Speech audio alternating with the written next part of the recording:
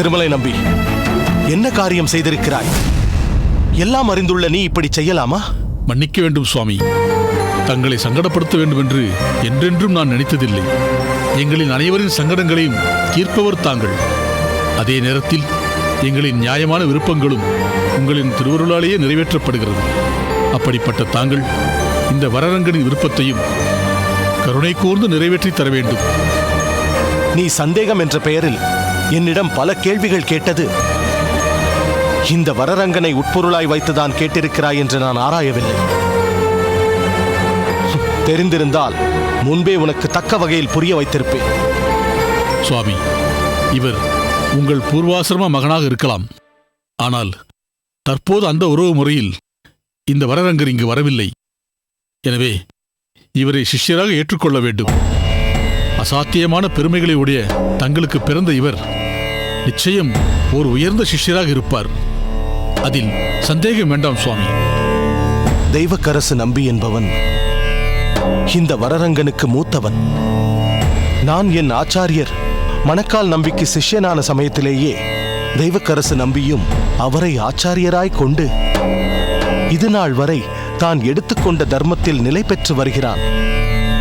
இந்த வரரங்கனும் அவன் வழியில் செல்லலாமே, இங்கு ஏன் வர வேண்டும்?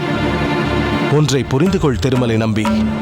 இன்று பல சம்பிரதாய விஷயங்களில் வழிகாட்டுபவர் என்று என்னை உயர்த்தி வைத்திருக்கிறீர்கள். அப்படிப்பட்ட நான் என் தர்மத்தை மீறி ஒரு தவறான முன்மாதிரியாக ஆகிவிடக்கூடாதல்லவா? அப்படி யாரால் உங்களை குறை சொல்ல முடியும் சுவாமி?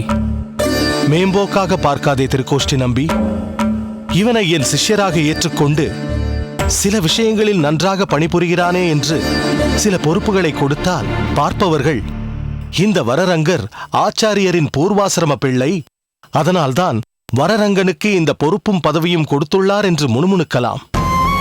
மற்றொரு வகையில் இந்த வரரங்கனே பழைய உறவு முறையை மனதில் வைத்துக்கொண்டு தான் செய்வது அனைத்தும் சரியே என்றும் தன்னை கேள்வி கேட்கும் தைரியம் யாருக்கும் இருக்காதென்றும் கூடுதல் அதிகாரத்தை கைக்கொள்ளவும் வாய்ப்பிருக்கிறது.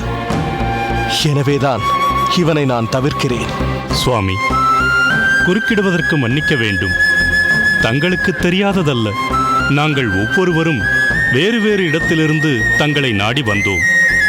ஒன்றுமறியாத எங்களை திருத்திப் பணி கொண்ட தாங்கள் எங்களின் உண்மையான நிலையை எங்களுக்கு உணர்த்தி இருக்கிறீர்கள். ஆனால் வரரங்கரை தாங்கள் முன்பே அறிந்துள்ளீர்கள். அவரும் தங்களின் தற்போதைய தர்மத்தை நன்கு உணர்ந்தவர். இப்படி பரஸ்பரம் தன்னிலை உணர்ந்தவர்கள் தவறிழைப்பதற்கு வாய்ப்பேது?